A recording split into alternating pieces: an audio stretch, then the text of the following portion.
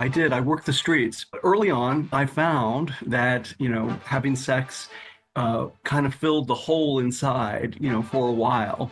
And I was a hottie back then. I wasn't a supermodel, but I was easy on the eyes. Most people would agree. So I did pretty well, when it comes to, meeting people. Mm. And in Manhattan, I found pretty quickly that I had some star quality, and I discovered these hustler bars, notorious ones. Probably one of the most notorious is Rounds. Today on Rainbow Country, the personal story of Michael Cavan, who joins me to spill some tea, so to speak, about surviving sexual abuse, opening America's first LGBT-themed restaurant, and more. Hi, I'm writer Adam Smith, author of Deep Sniff, A History of Poppers and Queer Futures. You're listening to Rainbow Country with Mark Tara. Michael Cavan, hi, how are you? I'm great. How you doing there, Mark? And hello, Canada. I know. I have to say thank you, Michael, for being here to have your voice, your story be heard by the LGBT community and beyond, Michael, especially to talk about you, and you. You're here to get your story out for us to get to know you. You are in Da Nang, Vietnam. That's where you're living now. Talk to me about gay life in Da Nang, Vietnam. What is that like for you? Because you're Well, originally from America. That's right. I'm from the USA. My last pit stop in the US was Philadelphia, so I'm a Philly boy. And yeah, here in Da Nang, Central Vietnam, Vietnam's pretty cool about the LGBTQ stuff. I've never had an issue. I'm an educator, and it's never come up as an issue. I think that dating apps are pretty popular here. There, from time to time, there are gay bars that pop up and then go away. And there are bars also that are very gay friendly. So you can be openly gay here in Da Nang, no problem. And I've really appreciated deeply, the warm reception that I've received here in Vietnam. And in my early years here, I traveled all over the country, stayed and lived with many families via Airbnb, and fell in love with the people and the culture. I just love Vietnam with all my heart. And it's such an honor to be here and to live the life that I get to live here. Wow, well said, well said. So your early life, I believe you were born and raised in on Long Island. Is that correct? That's right. And if any of your guests have never heard of Long Island, it's a horror story. Well, For- it's part of New York State. But talk to me about your early life in Long Island, like growing up. What was your growing up life like for you? Well, my growing up life actually began down south in the panhandle of Florida. And I spent my summers down there with my beloved grandchar, who was my Auntie Mame. And it was a respite from my chaotic family life on Long Island. There was just a lot of chaos. We were all way over our heads when it comes to the realities of life. And, Long Island is a suburban nightmare. It has many good points, and it certainly has a lot of beauty, but it also is suburban hell. And, the land of the Long Island Lolita, Amy Fisher, and her older lover from 30 years ago, Joey Buttafuoco, that was his Mm. name. So Long Island is known for this kind of stuff. We're kind of the Florida of the East Coast, with all due respect. And for yourself growing up, you're a gay man. For yourself growing up, when did that start crystallizing for you in regards to your same-sex attraction? When did you begin to realize that you're not like everyone else?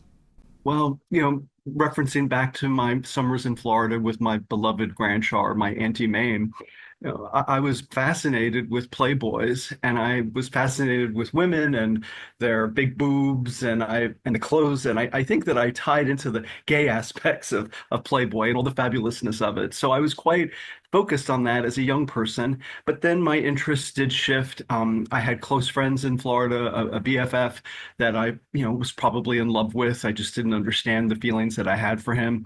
We were the same age, and we did a lot of stuff together, and we didn't know what we were doing really. We'd sometimes kiss with a pillow between us, to see what that was like. But while my best friend Lenny was thinking about girls, I was thinking about him. So it did help that my parents were determined to bulldoze the homo out of me. And my mother remarried when I was 8 or 9 years old. I was a very effeminate child. At times, I didn't know if I was a girl or a boy. I had really long hair, Buddy Holly glasses. I felt very much not a part of. I felt apart from in my internal world, and I knew that I was different. And I had these attractions, and my parents gave me a lacrosse stick, and I started playing lacrosse because they wanted to man me up.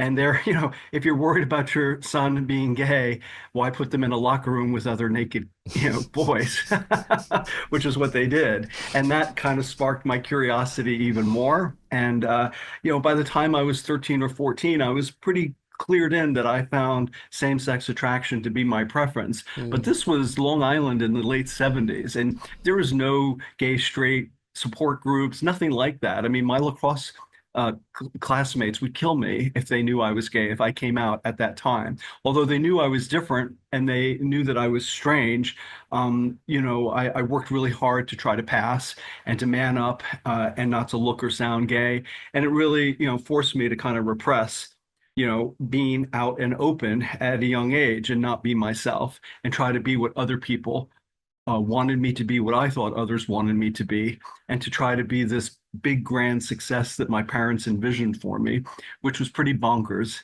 at the time. And I was not suited for an Ivy League education. My intelligence is average, especially at that time, and I didn't test well. So there were all these bonkers expectations at home about what I should be and where I should go, a lot of ambition, for my future. And I wanted to please my parents, and I wanted to make them proud of me. It was always great when my name was in the Newsday paper because I scored goals playing lacrosse. And, at an early age, so I you had a were a big bit of a hole. jock. Oh, I was. I played lacrosse, and I was a star lacrosse player on Long Island. I mean, I was very good. I played other sports, but in basketball you have to be tall, football you have to be big. But with lacrosse you can be any size. And I was a Mm, small guy back then, and I could move fast, and I was very good with the lacrosse stick. And so I learned about teamwork. I learned about camaraderie, and we had some fine moments, our team. And by the time we were juniors and seniors, we knew we were an organism. I mean, we knew where each of us was going to be on the field 3 seconds before they got there. So, mm, I could time my passes and my assists, and I loved scoring assists because it meant my teammate got to score the goal. mm, And yeah, so as much as I was uncomfortable playing lacrosse and being in sports, it did teach me about competitiveness, mm. sportsmanship, and teamwork. So at But what point did you start getting the call and the interest to visit Manhattan? When did well, was that in high school that you yes. started to go to Manhattan? Because then that you became Right. a whole other person. I did, yeah. My But understanding is but that you ended up working. I did. I worked the streets. Early on, I found that, having sex kind of filled the hole inside, for a while. And I was a hottie back then. I wasn't a supermodel, but I was easy on the eyes. Most people would agree. So I did pretty well, when it comes to, meeting people. Mm, And in Manhattan, I found pretty quickly that I had some star quality, and I discovered these hustler bars, notorious ones. Probably one of the most notorious is Rounds.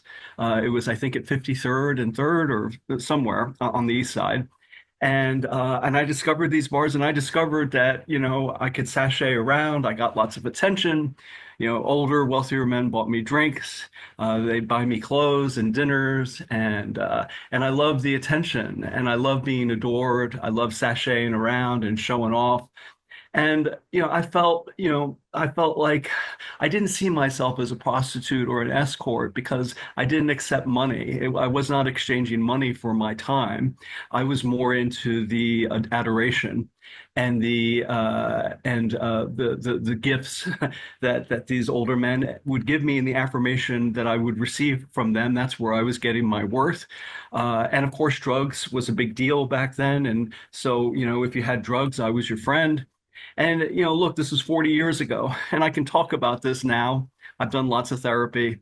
I've forgiven myself for that stuff. And I look back on it now and smile because, I did get to live through a very interesting time in New York City where, you could go in to the city at 6 p.m., hang out on the east side, have some nice man buy me dinner, then continue the evening, go score some drugs somewhere, hit Studio 54 or Xenon, get more drugs, meet more people, and then at 3 a.m. wind up at Crisco Disco, which was an after hours bar, as well as other after hours bars, and where drugs were openly used. In the VIP room, celebrities, the whole thing. I mean, I was swept away in this very glamorous, interesting life. I had a triest with Steve Rubell, who was the owner of Studio 54. I got around and I wanted to meet interesting people, influential people, people who'd become celebrities. I talked to a lot of folks about their experiences, and I was very curious, and I wanted to chart my own path. I didn't know that I was making choices that, would eventually, become part of my history Hmm. and a well-known part of my history. Did you end up As going? Did you end up going to Studio 54 then? Oh, absolutely. I was at Mm. Studio 54. It was after it reopened. So, I would read Mm. about 54 in the New York Post, page 6, read about all these celebrities in the late 70s when I was a teenager, read about it and dream about going to Studio 54. And then when I was old enough and I discovered New York City, I would go and I would stand out by the rope, and I did that a few nights. Never didn't get in.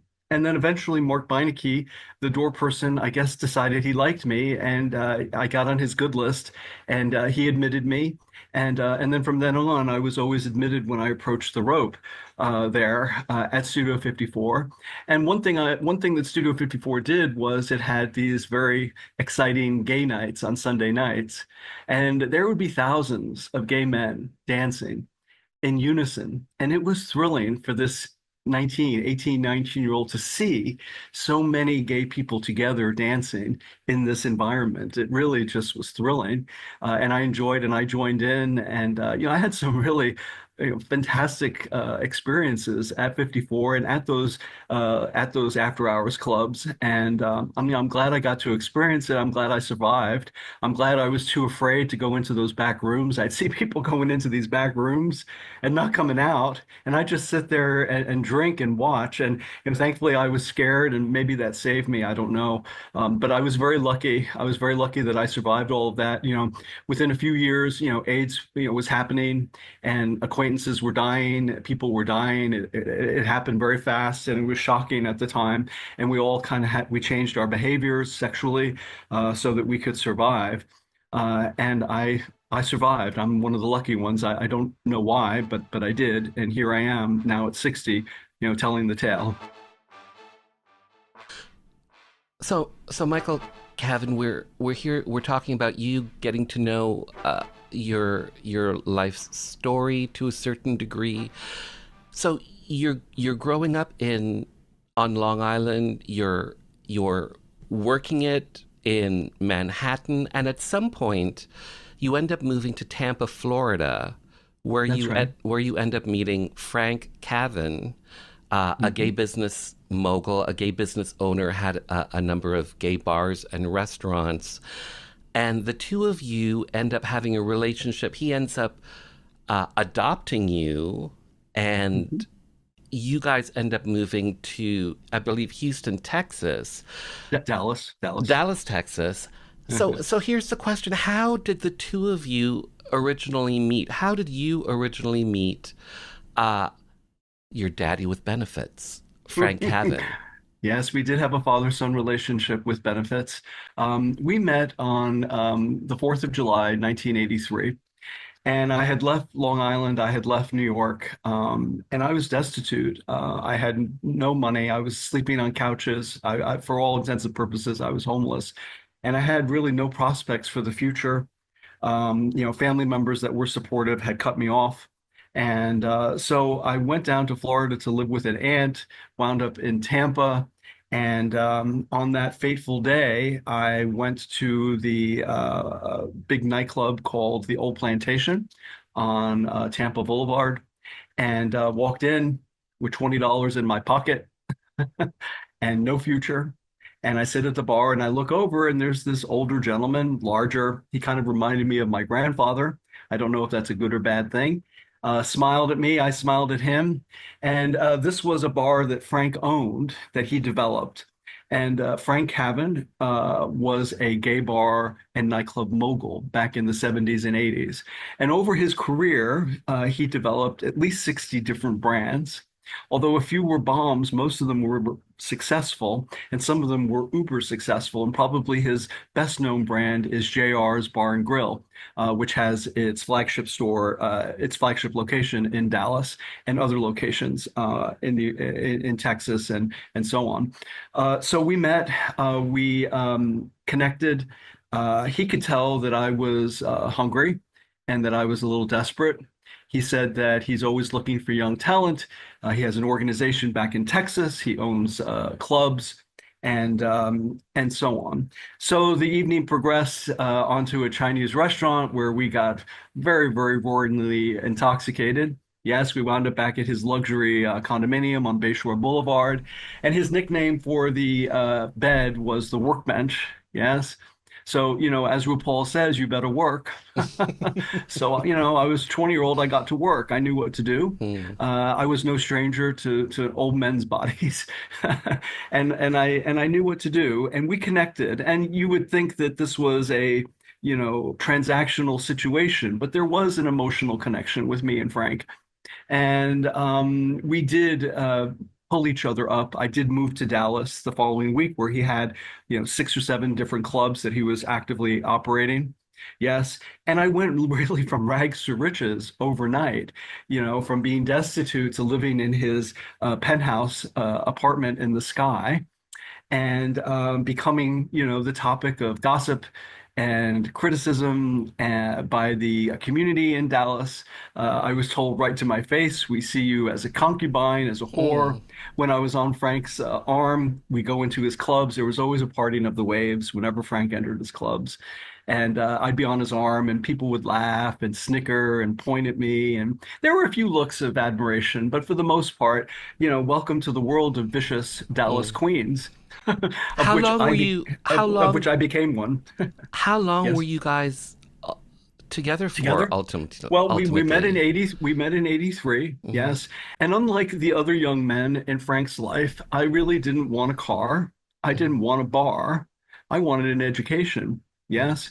So, and I was the first young man in his life that wanted an education. Everybody else wanted other things, and I wanted an education. So I quickly enrolled at SMU, Southern Methodist University in Dallas, also known as Send Money Urgently. Even back then, it was quite expensive. And I began education and I began working for his firm, Cabin Enterprises, in Dallas doing PR. And I was living with Frank.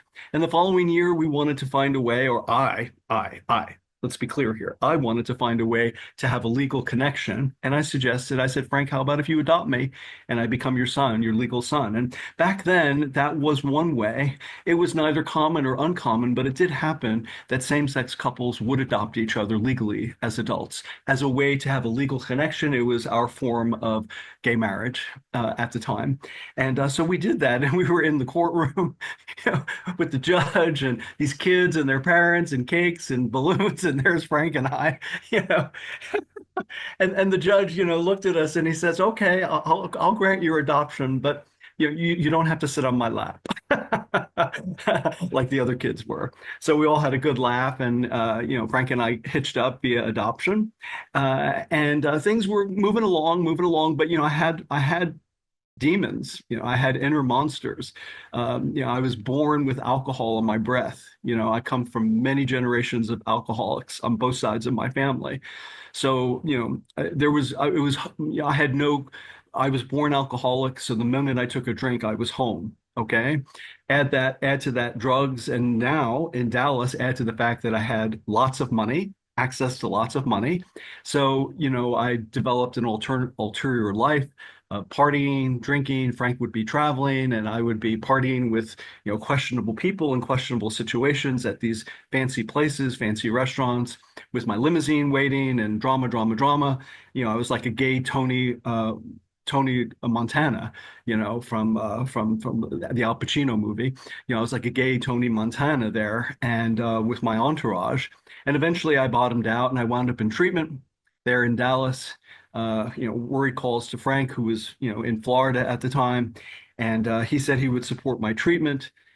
He did come visit me during family week when I was in treatment. And, one of the things the counselor said was, if you guys are going to make it, you kind of need to move away from father son with benefits and just be father son. And Michael, move out of the condo, move out of the luxury penthouse in the sky, move onto campus and move toward a more normal, less chaotic life. And we took the counselor's advice seriously. We did that with tears. And then Frank and I transitioned into a father-son relationship. He was rooting for me. I was continuing my education. I was traveling to Europe. And we eventually ended the intimacy part of our relationship, but we maintained an emotional intimacy as father-son. And he did, find other partners. I found other partners as well, but we stayed connected. And after I returned, I did a couple of international study trips. And when I returned from Russia in 1985, he said to me, he said, Michael, you're studying theater at SMU. I need you to be my heir. I need you to learn this business. I need you to not be learning how to be a ballerina, he said, but to become a business person. So I took what he said seriously.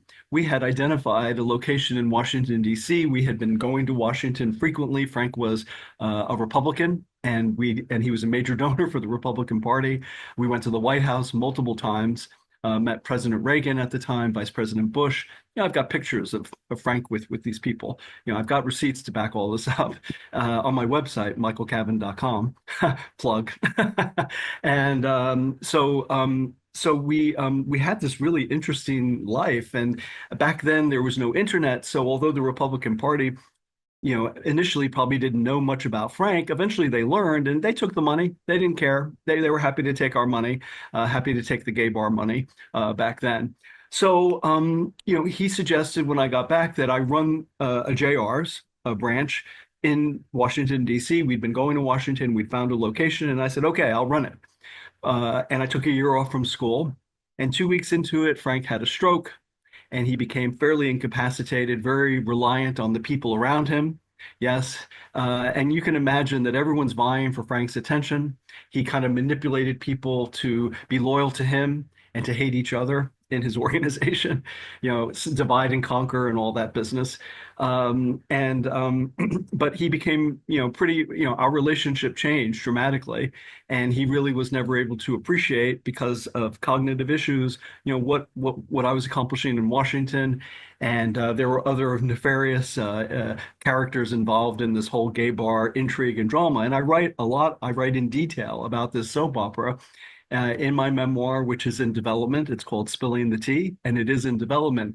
And there was just a lot of intrigue in this gay bar dramatic empire. Lots of backstabbing, Mm-hmm. viciousness, and I remember all of it, and I write about it, and it is fascinating. And for viewers and for gay men of a certain age, yes, we all remember that gay bars were always interesting, but it was always Mm-hmm. the gay bar owners that were the most interesting because you really have to be a personality to own a gay bar. Okay, so you're there and you're living your life. You're there in Dallas, and at some point you end up getting a package. And you get a package with photos and with videos. And this package that you end up getting contains images of yourself and videos and all this sort of stuff. And it's from your former high school, I believe, music teacher Larry Drama. Lane Bateman, That's right. Drama teacher. your drama teacher. And let's circle back to your time on Long Island. And in a nutshell, what happened between yourself and your drama teacher? Okay. Well, I took a speech class from Doc Bateman. We called him Doc Bateman. He was beloved. I mean, we loved him. We looked up to him. We worshiped him. We his students. I took a speech class when I was 15 from him. And he was very complimentary, wrote me great notes, high grades. And he was really the first male teacher at North Shore High School where I went to school that I really connected with. The other male teachers, for the most part, didn't like me. But I connected with Larry Lane Bateman. I did well in his course. I didn't know that all that attention he was giving me at 15 was grooming. Yes. And then I would spend time with him during the lunch hour. He had hall duty, and I would sit and chat with him. And he seemed interested in my chaotic home life. Yes, I talked about the challenges of my parents and their insanity, their war of the roses. He seemed very concerned. And when I would look into his eyes and see his concern, I had a sense that this man has some answers for me about who I am. I didn't know and I couldn't articulate it, but there was something that I felt connected to him. And then the following year, he suggested during one of our meetings at Hall Duty, when he was on Hall Duty, that, hey, he said, hey, let's do an away from school video project. I think you've got talent, you're a great actor, and I'd like to make a video of you, and we can do it at my off-campus home. That's what he suggested. But he said, don't tell anybody because we don't want anyone to get jealous. Keep it between us. And I readily agreed. I eagerly agreed. It sounded really exciting. Video. I'm a great actor. My teacher, thinks I'm doing great, wants to spend time with me. I was very needy. Really, I ought to have had on my forehead a neon that said, needy boy from chaotic family, easy for the taking. So you guys end up making a Yeah, video. You end up making a video, and you end up having a sexual relationship with this teacher, right. and he's essentially grooming you and taking advantage of you. Yes. And I didn't realize it. I mean, the scenario of the video project was that my character, a 16-year-old boy, returns home. He's been exposed at school as gay, and he returns home and has decided to kill himself. So a lot of the filming took place in a bathroom. He asked me to take off my clothes, sit in the bathtub, put tea on my arm, because when you put it in water, it looks like blood is coming out. Now, can you imagine that an adult did this scenario with such a bad ending for a gay person, which was very 1950s and 60s, yes, and suggested this scenario, and we did it. And he did, I was naked. He got me out of my clothes. Around his house, he had pockets of pornography, pornography magazines. He gave me alcohol. He gave me marijuana. We smoked marijuana. And he suggested, he said, Michael, I want to be the first man to make love to you. And he framed it that if we don't do this, he would not continue the relationship. That's how he framed it. So my sense is if I did not consent and do this, I would lose him. But let's be clear, this was not his first time at the rodeo. Yes, he was using pornography, alcohol, cannabis, and poppers, okay? Showing me this pornography of kids my own age having sex. It was unbelievable for this 16-year-old to see these images that I had fantasized about, to see them in real life. It was very stimulating. Ask any predator and they'll tell you that a 15 or 16-year-old boy is easy pickings, especially if you stimulate them. Yes.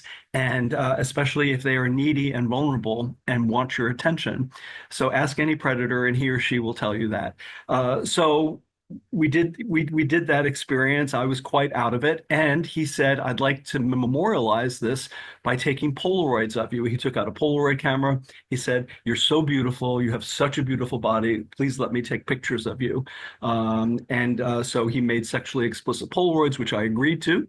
And throughout all of this, Mark, I assumed he was my friend. I assumed this was normal. I assumed that he was helping me. I assumed that he was the only person that could answer my questions, that he would be able to answer my questions about my emerging sexuality. Yes, and that he wanted only good things for me. After 3 or 4 weeks and a few more times together, and let's just be clear, I did fall in love with him. I did fall in love with him, and I fell in love with the notion of us living together and having a life together. Now, he is 25 years my senior. Okay, and I am a 16-year-old vulnerable kid with mixed emotions. It's a lot for a young person to take on these types of feelings. And Hmm. it was not a level playing field. It was not a level playing field. But later on in your life, you end up, this is later on in your life, you end up being pivotal in getting him out of the education system. That's right. That's right. And So, yeah. and So, go ahead. Yeah. uh, but that was, I guess, your way of ultimately standing up and saying enough with Well, absolutely. Yeah. with this ongoing abuse that this man was doing in the education system. So Right. well done to you for Thank you. doing for doing that. Again, I only have a handful of minutes with you. You mentioned earlier that you're working on your memoir, Spilling the Tea. Do you have any idea when this will come out? Will it be in 2025 or something? Yes, 2025. Hmm. I'm doing what all budding authors do now is I'm getting my story out there. To be quite honest, it is expected by literary agents and prospective publishers that as an author, you have a following. Hmm. So if your listeners want to help me, please go to my public Facebook page, Michael Cavan Writer, and Hmm. follow me. That would Hmm. help me a lot because this is what I'm doing is I'm doing, other types of interviews and other types of coverage so that I can get my story out there. It is an interesting story. They say that, every memoir needs to have three great acts. We've talked about two of them. We haven't Hmm. even gotten into the third act, which was my co-founding of Out on Hmm. Main Restaurant, which was the nation's first LGBTQ restaurant in Columbus, Ohio, 1996 to 2002. That's Which the had a third lot of story. people. You had like Ellen's mother would visit there. Ellen herself was there, including Eartha Kitt. That's right. Eartha Kitt, Amazing. Grace Jones, and Bruce Valanche, who was a recent guest of yours Hmm. on your radio show.